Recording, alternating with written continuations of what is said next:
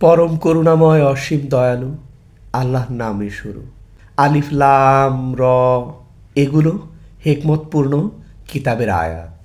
মানুষের কাছে কি আশ্চর্য লাগছে যে আমি ওই পাঠিয়েছি তাদেরই মধ্যে থেকে একজনের কাছে, যেন তিনি মানুষকে সতর্ক করেন এবং সুসংবাদ শুনিয়ে দেন ইমানদারগণকে যে তাদের জন্য সত্য মর্যাদা রয়েছে তাদের পালনকর্তার কাছে। কাফেররা বলতে লাগলো, নিঃসন্দেহে এ লোক প্রকাশ্য জাদুকর। নিশ্চয়ই তোমাদের পালনকর্তা আল্লাহ, যিনি তৈরি করেছেন আসমান ও জমিনকে 6 দিনে, অতঃপর তিনি আরশের উপর অধিষ্ঠিত হয়েছেন। তিনি কার্য পরিচালনা করেন, কেউ সুপারিশ করতে পারে না তার অনুমতি ছাড়া। ইনি আল্লাহ তোমাদের পালনকর্তা, অতএব তোমরা তারই ইবাদত করো। তোমরা কি কিছুই চিন্তা করো না?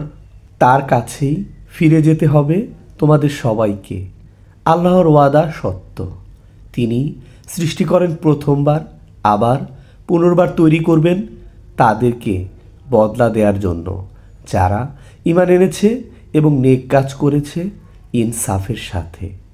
আর যারা কাফির হয়েছে তাদের পান করতে হবে ফুটন্ত পানি এবং ভোগ করতে হবে যন্ত্রণাদায়ক আযাব, এজন্য যে তারা কুফরি করছিল।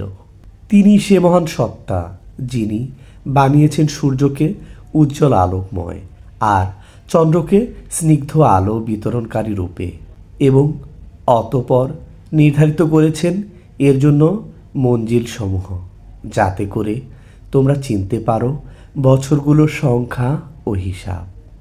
আল্লাহ এই সমস্ত কিছু এমনিতেই সৃষ্টি করেননি, কিন্তু যথার্থতার সাথে তিনি প্রকাশ করেন লক্ষণসমূহ সে সমস্ত লোকের জন্য যাদের জ্ঞান আছে।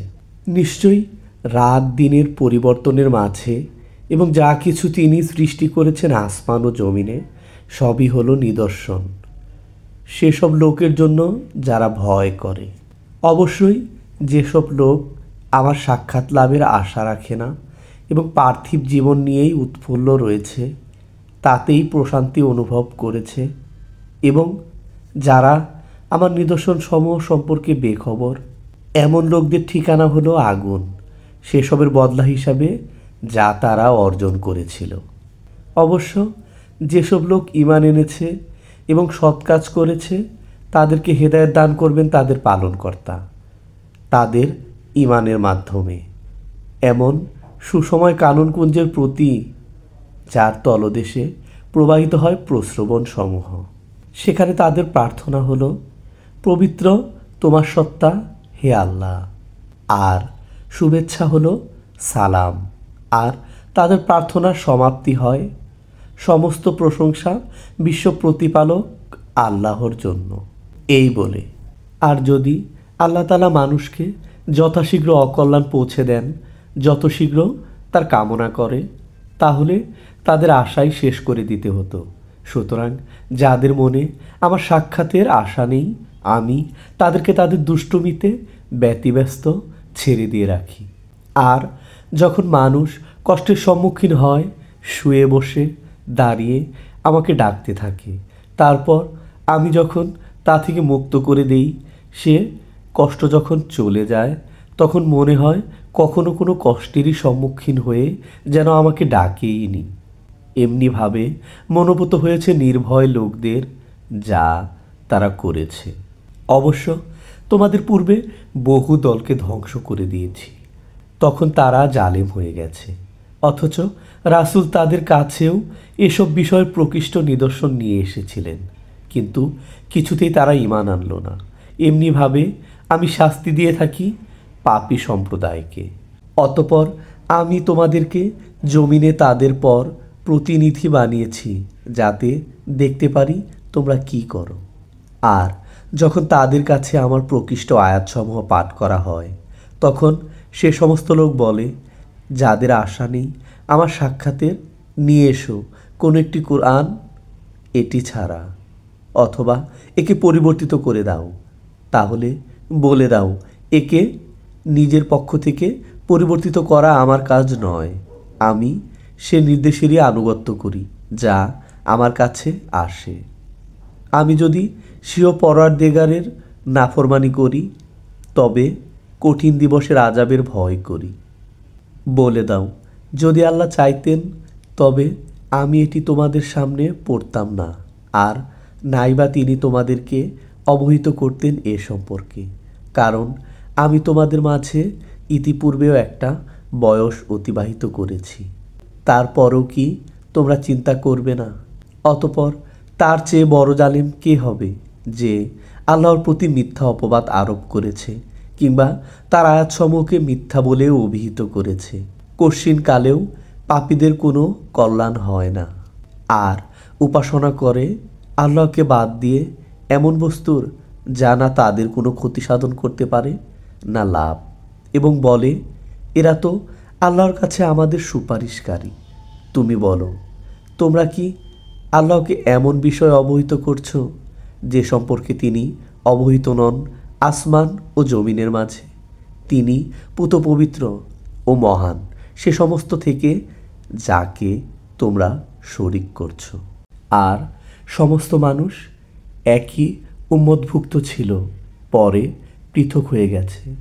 আর একটি কথা যদি তোমার পরওয়ারদিগারের পক্ষ থেকে পূর্ব নির্ধারিত না হয়ে যেত, তবে তারা যে বিষয়ে বিরোধ করছে তার মীমাংসা হয়ে যেত। বস্তুত তারা বলে, তার কাছে তার পরওয়ারদিগারের পক্ষ থেকে কোনো নির্দেশ এলো না কেন? বলে দাও, গায়েবের কথা আল্লাহই জানেন। আমিও তোমাদের সাথে অপেক্ষায় রইলাম। আর যখন আমি আস্বাদন করাই স্বীয় রহমত সে কষ্টের পর যা তাদের ভোগ করতে হয়েছিল, তখনই তারা আমার শক্তিমত্তার মাঝে নানা রকম ছলনা তৈরি করতে আরম্ভ করবে। আপনি বলে দিন, আল্লাহ সবচেয়ে দ্রুত কলা কৌশল তৈরি করতে পারেন। নিশ্চয়ই আমাদের ফেরেশতারা লিখে রাখে তোমাদের ছলচাতুরি। তিনি তোমাদের ভ্রমণ করান স্থলে ও সাগরে, এমনকি যখন তোমরা নৌকাসমূহে আরোহণ করলে আর তা লোকজনকে অনুকূল হাওয়ায় বয়ে নিয়ে চলল এবং তাতে তারা আনন্দিত হলো। নৌকাগুলোর ওপর এলো তীব্র বাতাস আর সব দিক থেকে সেগুলোর ওপর ঢেউ আসতে লাগলো এবং তারা জানতে পারলো যে তারা অবরুদ্ধ হয়ে পড়েছে। তখন ডাকতে লাগলো আল্লাহকে তার ইবাদতে নিঃস্বার্থ হয়ে, যদি তুমি আমাদেরকে এই বিপদ থেকে উদ্ধার করে তোলো তাহলে নিঃসন্দেহে আমরা কৃতজ্ঞ থাকব। তারপর যখন তাদেরকে আল্লাহ বাঁচিয়ে দিলেন, তখনই তারা পৃথিবীতে অনাচার করতে লাগলো অন্যায়ভাবে। হে মানুষ, শোনো, তোমাদের অনাচার তোমাদের উপর পড়বে, পার্থিব জীবনের সুফল ভোগ করে নাও, অতপর আমার নিকট প্রত্যাবর্তন করতে হবে। তখন আমি বাতলে দেব যা কিছু তোমরা করতে। পার্থিব জীবনের উদাহরণ তেমনি, যেমনি আমি আসমান থেকে পানি বর্ষণ করলাম, পরে তা মিলিত সংমিশ্রিত হয়ে তা থেকে জমিনের শ্যামল উদ্ভিদ বেরিয়ে এলো, যা মানুষ ও জীবজন্তুরা খেয়ে থাকে। এমনকি জমিন যখন সৌন্দর্য সুসময় ভরে উঠল আর জমিনের অধিকর্তারা ভাবতে লাগলো এগুলো আমাদের হাতে আসবে, হঠাৎ করে তার উপর আমার নির্দেশ এলো রাত্রে কিংবা দিনে, তখন সেগুলোকে কেটে স্তূপাকার করে দিল, যেন কালো এখানে কোনো আবাদ ছিল না। এমনিভাবে আমি খোলাখুলি বর্ণনা করে থাকি নিদর্শন সমূহ সে সমস্ত লোকদের জন্য যারা লক্ষ্য করে। আর আল্লাহ শান্তি নিরাপত্তার আলোয়ের প্রতি আহ্বান জানান এবং যাকে ইচ্ছা সরল পথ প্রদর্শন করেন। যারা সৎকর্ম করেছে তাদের জন্য রয়েছে কল্যাণ এবং তারও চেয়ে বেশি। আর তাদের মুখমণ্ডলকে আবৃত করবে না মলিনতা কিংবা অপমান। তারাই হলো জান্নাতবাসী। এতেই তারা বসবাস করতে থাকবে অনন্তকাল। যারা সঞ্চয় করেছে অকল্যাণ অসৎকর্মের বদলায়, সে পরিমাণ অপমান তাদের চেহারাকে আবৃত করে ফেলবে। কেউ নেই তাদেরকে বাঁচাতে পারে আল্লাহর হাত থেকে। তাদের মুখমণ্ডল যেন ঢেকে দেয়া হয়েছে আধার রাতের টুকরো দিয়ে। এরা হলো দোজকবাসী। এরা এতেই থাকবে অনন্তকাল। আর যেদিন আমি তাদের সবাইকে সমবেত করব, আর যারা শিরক করত তাদের বলবো, তোমরা এবং তোমাদের শরীকরা নিজ নিজ জায়গায় দাঁড়িয়ে যাও। অতঃপর তাদেরকে পারস্পরিক বিচ্ছিন্ন করে দেব। তখন তাদের শরীকরা বলবে, তোমরা তো আমাদের উপাসনা বন্দিগি করনি। বস্তুত আল্লাহ আমাদের ও তোমাদের মাঝে সাক্ষী হিসাবে যথেষ্ট। আমরা তোমাদের বন্দিগি সম্পর্কে জানতাম না। সেখানে প্রত্যেকে যাচাই করে নিতে পারবে যা কিছু সে ইতিপূর্বে করেছিল, এবং আল্লাহর প্রতি প্রত্যাবর্তন করবে যিনি তাদের প্রকৃত মালিক। আর তাদের কাছ থেকে দূরে যেতে থাকবে যারা মিথ্যা বলতো। তুমি জিজ্ঞেস করো, কে রুজি দান করে তোমাদেরকে আসমান থেকে ও জমিন থেকে, কিংবা কে তোমাদের কান ও চোখের মালিক? তাছাড়া কে জীবিতকে মৃতের ভেতর থেকে বের করেন, এবং কেই বা মৃতকে জীবিতের মধ্য থেকে বের করেন? কে করেন কর্ম সম্পাদনের ব্যবস্থাপনা? তখন তারা বলে উঠবে, আল্লাহ। তখন তুমি বলো, তারপরও ভয় করছো না? অতএব এ আল্লাহই তোমাদের প্রকৃত পালনকর্তা। আর সত্য প্রকাশের পরে উদ্ভ্রান্ত ঘোড়ার মাঝে কি রয়েছে গোমরাহি ছাড়া? সুতরাং কোথায় ঘুরছ? এমনিভাবে সপ্রমাণিত হয়ে গেছে তোমার পরওয়ারদিগারের বাণী সেসব নাফরমানের ব্যাপারে যে এরা ঈমান আনবে না। বলো, আছে কি কেউ তোমাদের শরীকদের মাঝে যে সৃষ্টিকে পয়দা করতে পারে এবং আবার জীবিত করতে পারে? বলো, আল্লাহই প্রথমবার সৃষ্টি করেন এবং অতঃপর তার পুনরুদ্ভব করবেন। অতএব কোথায় ঘুরপাক খাচ্ছ? জিজ্ঞেস করো, আছে কি কেউ তোমাদের শরীকদের মধ্যে যে সত্য সঠিক পথ প্রদর্শন করবে? বলো, আল্লাহই সত্য সঠিক পথ প্রদর্শন করেন। সুতরাং এমন যে লোক সঠিক পথ দেখাবে তার কথা মান্য করা, কিংবা যে লোক নিজে নিজে পথ খুঁজে পায় না তাকে পথ দেখানো কর্তব্য। অতএব তোমাদের কি হলো? কেমন তোমাদের বিচার? বস্তুত তাদের অধিকাংশই শুধু আন্দাজ অনুমানের উপর চলে, অথচ আন্দাজ অনুমান সত্যের বেলায় কোনো কাজে আসে না। আল্লাহ ভালো করে জানেন তারা যা কিছু করে। আর কোরআন সে বিষয় নয় যে আল্লাহ ব্যতীত কেউ তা বানিয়ে নেবে। অবশ্য এটি পূর্ববর্তী কালামের সত্যায়ন করে এবং সে সমস্ত বিষয়ের বিশ্লেষণ দান করে যা তোমার প্রতি দেয়া হয়েছে, যাতে কোনো সন্দেহ নেই তোমার বিশ্ব পালনকর্তার পক্ষ থেকে। মানুষ কি বলে যে এটি বানিয়ে এনেছ? বলে দাও, তোমরা নিয়ে এসো একটি সূরা আর ডেকে নাও যাদেরকে নিতে সক্ষম হও আল্লাহ ব্যতীত, যদি তোমরা সত্যবাদী হয়ে থাকো। কিন্তু কথা হলো এই যে তারা মিথ্যা প্রতিপন্ন করতে আরম্ভ করেছে যাকে বুঝতে তারা অক্ষম, অথচ এখনও এর বিশ্লেষণ আসেনি। এমনিভাবে মিথ্যা প্রতিপন্ন করেছে তাদের পূর্ববর্তীরা। অতএব লক্ষ্য করে দেখো কেমন হয়েছে তাদের পরিণতি। আর তাদের মধ্যে কেউ কেউ কোরআনকে বিশ্বাস করবে এবং কেউ কেউ বিশ্বাস করবে না। বস্তুত তোমার পরওয়ারদিগার যথার্থই জানেন দুরাচার দিককে। আর যদি তোমাকে মিথ্যা প্রতিপন্ন করে তবে বলো, আমার জন্য আমার কর্ম আর তোমাদের জন্য তোমাদের কর্ম। তোমাদের দায় দায়িত্ব নেই আমার কর্মের উপর, এবং আমারও দায় দায়িত্ব নেই তোমরা যা করো সেজন্য। তাদের কেউ কেউ কান রাখে তোমাদের প্রতি। তুমি বধিরকে কি শোনাবে যদি তাদের বিবেক বুদ্ধি না থাকে? আবার তাদের মধ্যে কেউ কেউ তোমাদের প্রতি দৃষ্টি নিবন্ধ রাখে। তুমি অন্ধদেরকে কি পথ দেখাবে যদি তারা মোটেও দেখতে না পারে? আল্লাহ জুলুম করেন না মানুষের উপর, বরং মানুষ নিজেই নিজের উপর জুলুম করে। আর যেদিন তাদেরকে সমবেত করা হবে যেন তারা অবস্থান করেনি। তবে দিনের একদণ্ড একজন অপরজনকে চিনবে। নিঃসন্দেহে ক্ষতিগ্রস্ত হয়েছে যারা মিথ্যা প্রতিপন্ন করেছে আল্লাহর সাথে সাক্ষাৎকে এবং সরল পথে আসেনি। আর যদি আমি দেখাই তোমাকে সে ওয়াদাসমূহের মধ্যে থেকে কোনো কিছু যা আমি তাদের সাথে করেছি, অথবা তোমাকে মৃত্যুদান করি, যা হোক আমার কাছেই তাদেরকে প্রত্যাবর্তন করতে হবে। বস্তুত আল্লাহ সে সমস্ত কর্মের সাক্ষী যা তারা করে। আর প্রত্যেক সম্প্রদায়ের এক একজন রসুল রয়েছে। যখন তাদের কাছে তাদের রসুল ন্যায়দণ্ডসহ উপস্থিত হলো তখন আর তাদের উপর জুলুম হয় না।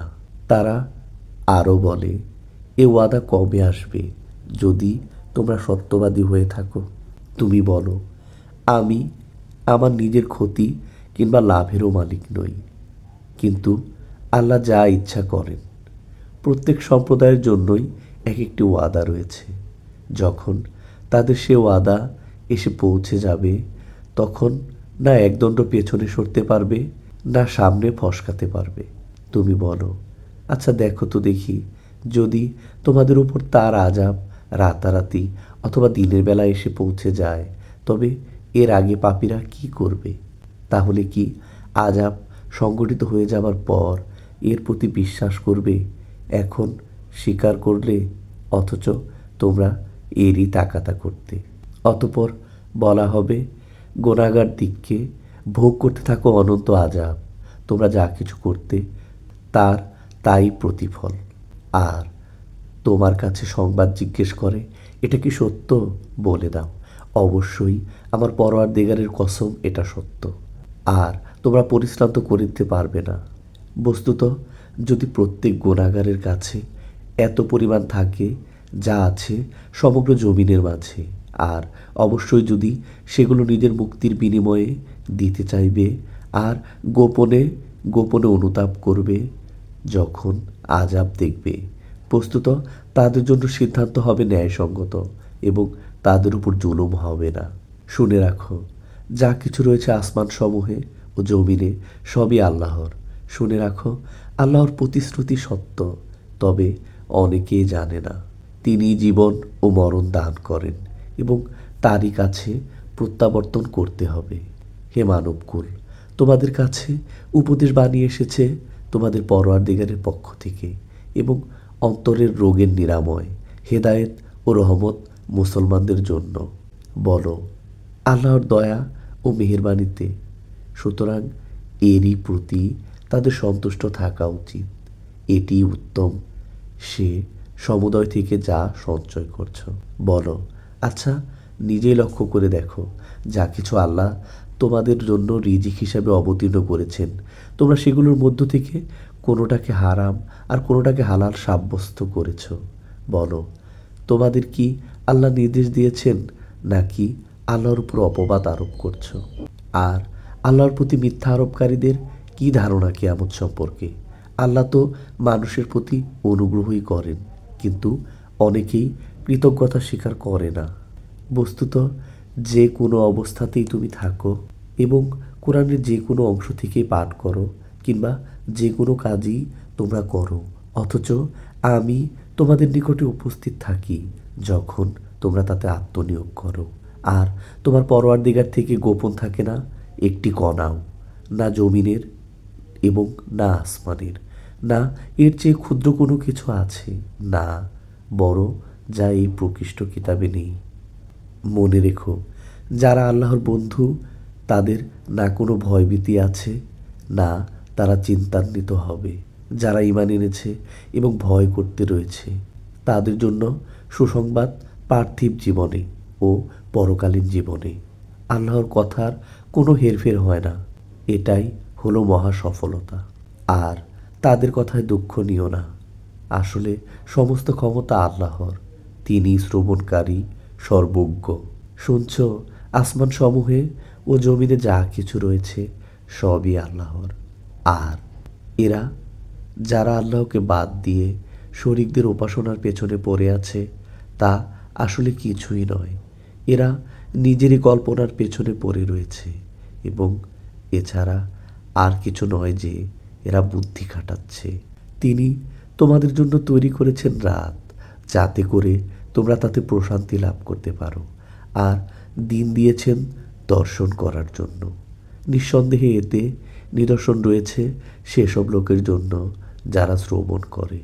তারা বলে, আল্লাহ পুত্র সাব্যস্ত করে নিয়েছেন, তিনি পবিত্র, তিনি অমুখাপেক্ষী। যা কিছু রয়েছে আসমান সমূহে ও জমিনে সবই তার। তোমাদের কাছে তার কোনো সনদ নেই। কেন তোমরা আল্লাহর প্রতি মিথ্যারোপ করো, যার কোনো সনদই তোমাদের কাছে নেই? বলে দাও, যারা এরূপ করে তারা অব্যাহতি পায় না, পার্থিব জীবনে সামান্যই লাভ। অতপর আমার নিকট প্রত্যাবর্তন করতে হবে, তখন আমি তাদেরকে আস্বাদন করাবো কঠিন আযাব তাদেরই কৃত কুফুরির বদলাতে। আর তাদেরকে শুনিয়ে দাও নূহের অবস্থা, যখন সে স্বীয় সম্প্রদায়কে বলল, হে আমার সম্প্রদায়, যদি তোমাদের মাঝে আমার অবস্থিতি এবং আল্লাহর আয়াতসমূহের মাধ্যমে নসিহত করা ভারী বলে মনে হয়ে থাকে, তবে আমি আল্লাহর উপর ভরসা করছি। এখন তোমরা সবাই মিলে নিজেদের কর্ম সাব্যস্ত করো এবং এতে তোমাদের শরীকদেরকে সমবেত করে নাও, যাতে তোমাদের মাঝে নিজেদের কাজের ব্যাপারে কোনো সন্দেহ সংশয় না থাকে। অতঃপর আমার সম্পর্কে যা কিছু করার করে ফেলো এবং আমাকে অব্যাহতি দিও না। তারপর যদি বিমুখতা অবলম্বন করো, তবে আমি তোমাদের কাছে কোনো রকম বিনিময় কামনা করি না। আমার বিনিময় হলো আল্লাহর দায়িত্বে, আর আমার প্রতি নির্দেশ রয়েছে যেন আমি আনুগত্য অবলম্বন করি। তারপরও এরা মিথ্যা প্রতিপন্ন করল। সুতরাং তাকে এবং তার সাথে নৌকায় যারা ছিল তাদেরকে বাঁচিয়ে নিয়েছি এবং যথাস্থানে আবাদ করেছি, আর তাদেরকে ডুবিয়ে দিয়েছি যারা আমার কথাকে মিথ্যা প্রতিপন্ন করেছে। সুতরাং লক্ষ্য করো কেমন পরিণতি ঘটেছে তাদের, যাদেরকে ভীতি প্রদর্শন করা হয়েছিল। অনন্তর আমি নূহের পরে বহু নবী রাসূল পাঠিয়েছি তাদের সম্প্রদায়ের প্রতি। তারপর তাদের কাছে তারা প্রকাশ্য দলিল প্রমাণ উপস্থিত করেছে, কিন্তু তাদের দ্বারা এমনটি হয়নি যে ঈমান আনবে সে ব্যাপারে যাকে তারা ইতিপূর্বে মিথ্যা প্রতিপন্ন করেছিল। এভাবে আমি মোহর এঁটে দেই সীমালঙ্ঘনকারীদের অন্তরসমূহের উপর। অতপর তাদের পেছনে পাঠিয়েছি আমি মূসা ও হারুনকে, ফেরাউন ও তার সর্দারের প্রতি স্বীয় নির্দেশাবলী সহকারে। অথচ তারা অহংকার করতে আরম্ভ করেছে। বস্তুত তারা ছিল গুনাহগার। তারপর আমার পক্ষ থেকে যখন তাদের কাছে সত্য বিষয় উপস্থিত হলো, তখন বলতে লাগলো, এগুলো তো প্রকাশ্য জাদু। মূসা বলল, সত্যের ব্যাপারে এ কথা বলছো, তা তোমাদের কাছে পৌঁছার পর এ কি জাদু? অথচ যারা জাদুকর তারা সফল হতে পারে না। তারা বলল, তুমি কি আমাদেরকে সে পথ থেকে ফিরিয়ে দিতে এসেছো যাতে আমরা পেয়েছি আমাদের বাপ দাদাদেরকে, আর যাতে তোমরা দুইজন এদেশের সর্দারি পেয়ে যেতে পারো? আমরা তোমাদেরকে কিছুতেই মানব না। আর ফেরাউন বলল, আমার কাছে নিয়ে এসো সুদক্ষ জাদুকর দিককে। তারপর যখন জাদুকররা এলো, মূসা তাদেরকে বলল, নিক্ষেপ করো, তোমরা যা কিছু নিক্ষেপ করে থাকো।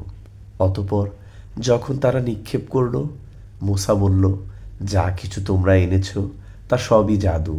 এবার আল্লাহ এসব ভণ্ডুল করে দিচ্ছেন। নিঃসন্দেহে আল্লাহ দুষ্কর্মীদের কর্মকে সুষ্ঠুতা দান করেন না। আল্লাহ সত্যকে সত্যে পরিণত করেন স্বীয় নির্দেশে, যদিও পাপীদের তা মনোপুত নয়। আর কেউ ঈমান আনল না মূসার প্রতি, তার কওমের কতিপয় বালক ছাড়া। ফেরাউন ও তার সর্দারদের ভয়ে যে এরা না আবার কোনো বিপদে ফেলে দেয়। ফেরাউন দেশময় কর্তৃত্বের শিখরে আরোহণ করেছিল, আর সে তার হাত ছেড়ে রেখেছিল। আর মূসা বলল, হে আমার সম্প্রদায়, তোমরা যদি আল্লাহর উপর ঈমান এনে থাকো তবে তারই উপর ভরসা করো। যদি তোমরা ফরমাবরদার হয়ে থাকো।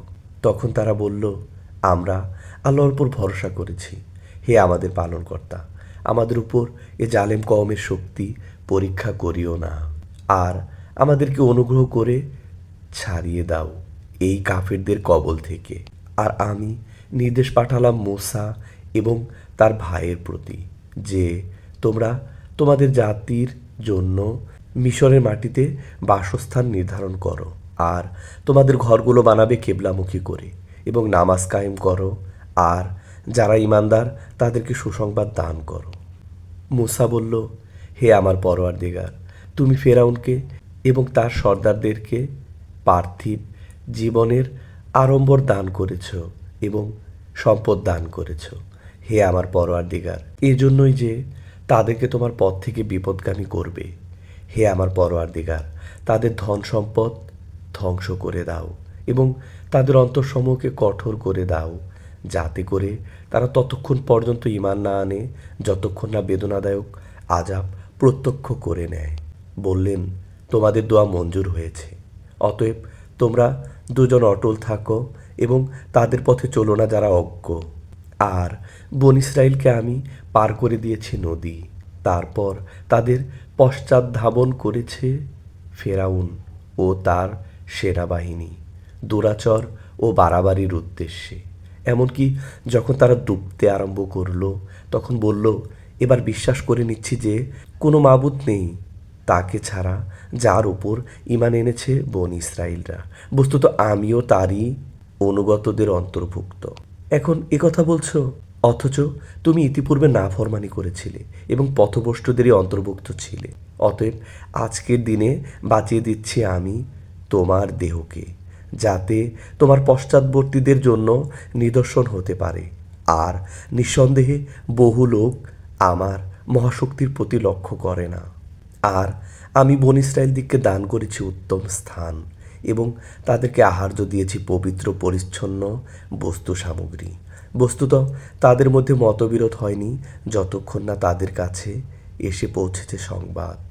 নিঃসন্দেহে তোমার পরওয়ারদিগার তাদের মাঝে মীমাংসা করে দেবেন কিয়ামতের দিন, যে ব্যাপারে তোমাদের মাঝে মতবিরোধ হয়েছিল।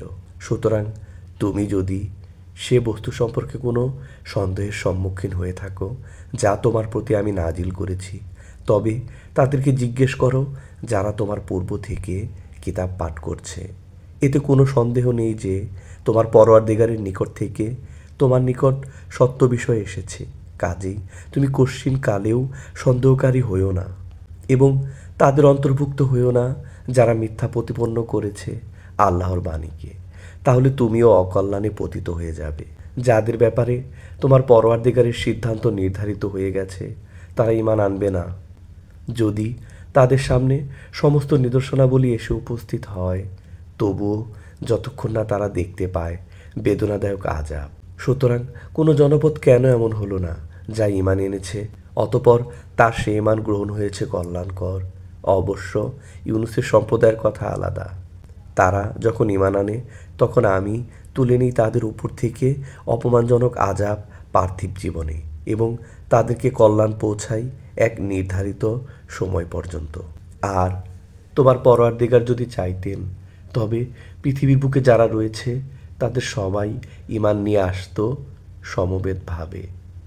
তুমি কি মানুষের উপর জবরদস্তি করবে ঈমান আনার জন্য? আর কারো ঈমান আনা হতে পারে না যতক্ষণ না আল্লাহর হুকুম হয়। পক্ষান্তরে তিনি অপবিত্রতা আরোপ করেন যারা বুদ্ধি প্রয়োগ করে না তাদের উপর।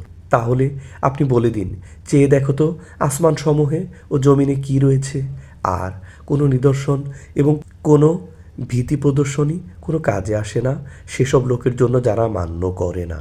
সুতরাং এখন এমন কিছু নেই যার অপেক্ষা করবে, কিন্তু সেসব দিনের মতোই দিন যা অতীত হয়ে গেছে এর পূর্বে। আপনি বলুন, এখন পথ দেখো, আমিও তোমাদের সাথে পথ চেয়ে রইলাম। অতপর আমি বাঁচিয়ে নিই নিজের রসুলগণকে এবং তাদেরকে যারা ঈমান এনেছে এমনিভাবে। ঈমানদারদের বাঁচিয়ে নেওয়া আমার দায়িত্বও বটে। বলে দাও, হে মানবকুল, তোমরা যদি আমার দ্বীনের ব্যাপারে সন্দিহান হয়ে থাকো, তবে জেনেও আমি তাদের ইবাদত করি না যাদের ইবাদত তোমরা করো, আল্লাহ ব্যতীত। কিন্তু আমি ইবাদত করি আল্লাহ তাআলার, যিনি তুলে নেন তোমাদেরকে। আর আমার প্রতি নির্দেশ হয়েছে যাতে আমি ঈমানদারদের অন্তর্ভুক্ত থাকি, আর যেন সোজা দিনের প্রতি মুখ করি সরল হয়ে, এবং যেন মুশরিকদের অন্তর্ভুক্ত না হই। আর নির্দেশ হয়েছে আল্লাহ ব্যতীত এমন কাউকে ডাকবে না, যে তোমার ভালো করবে না, মন্দও করবে না। বস্তুত তুমি যদি এমন কাজ করো, তাহলে তখন তুমিও জালেমদের অন্তর্ভুক্ত হয়ে যাবে। আর আল্লাহ যদি তোমার উপর কোনো কষ্ট আরোপ করেন, তাহলে কেউ নেই তা খণ্ডাবার মতো তাকে ছাড়া। পক্ষান্তরে যদি তিনি কিছু কল্যাণ দান করেন, তবে তার মেহেরবানিকে রহিত করার মতো কেউ নেই। তিনি যার প্রতি অনুগ্রহ দান করতে চান, স্বীয় বান্দাদের মধ্যে তাকেই দান করেন। বস্তুত তিনিই ক্ষমাশীল, দয়ালু। বলে দাও, হে মানবকুল, সত্য তোমাদের কাছে পৌঁছে গেছে তোমাদের পরওয়ারদিগারের তরফ থেকে। এমন যে কেউ পথে আসে, সে পথপ্রাপ্ত হয় স্বীয় মঙ্গলের জন্য। আর যে বিভ্রান্ত ঘুরতে থাকে, সে স্বীয় অমঙ্গলের জন্য বিভ্রান্ত অবস্থায় ঘুরতে থাকবে। অনন্তর আমি তোমাদের ওপর অধিকারী নই। আর তুমি চলো সে অনুযায়ী যেমন নির্দেশ আসে তোমার প্রতি, এবং সবর করো যতক্ষণ না ফয়সালা করেন আল্লাহ। বস্তুত তিনি হচ্ছেন সর্বোত্তম ফয়সালাকারী।